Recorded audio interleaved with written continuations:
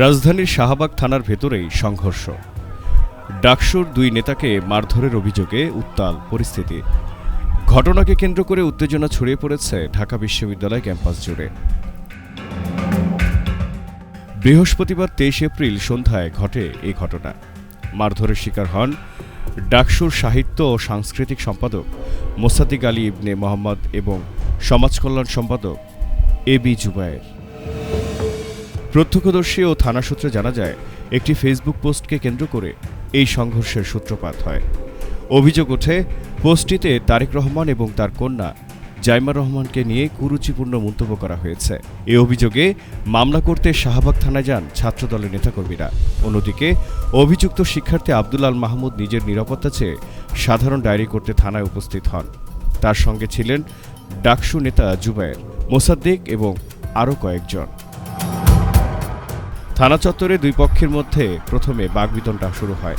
পরিস্থিতি দ্রুত উত্তপ্ত হয়ে উঠলে 20 থেকে 30 জন ছাত্রদল কর্মী জুবায়ের ও মোসাদ্দিকের উপর চড়াও হন এবং তাদের মারধর করেন বলে অভিযোগ পাওয়া যায়।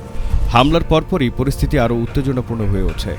প্রত্যক্ষদর্শীরা জানান, প্রায় 20 মিনিট ধরে থানার ভিতরে ছাত্রদলের কিছু কর্মী স্লোগান দিতে থাকেন এবং ওই দুই ডাকসু নেতাকে বাইরে বের করে আনার দাবি জানান। পরিস্থিতি নিয়ন্ত্রণে আনতে পরে ছাত্রদলের সিনিয়র নেতারা হস্তক্ষেপ করেন এবং কর্মীদের থানার বাইরে সরিয়ে দেন। এরপর থানার ভারপ্রাপ্ত কর্মকর্তার কক্ষে দীর্ঘ বৈঠক অনুষ্ঠিত হয়। আলোচনায় অংশ নেন পুলিশের উপকমিশনার মাসুদ, ছাত্রদলের কেন্দ্রীয় সভাপতি রাকিবুল ইসলাম রাকিব এবং ঢাবি ছাত্রদলের সাধারণ সম্পাদক নাহিদুজ্জামান শিপন।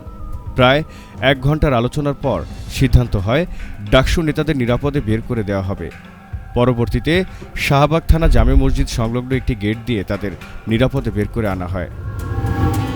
পরে আহতদের নেওয়া হয় ঢাকা মেডিকেল কলেজ হাসপাতালে। চিকিৎসকরা জানিয়েছেন তাদের অবস্থা গুরুতর নয়।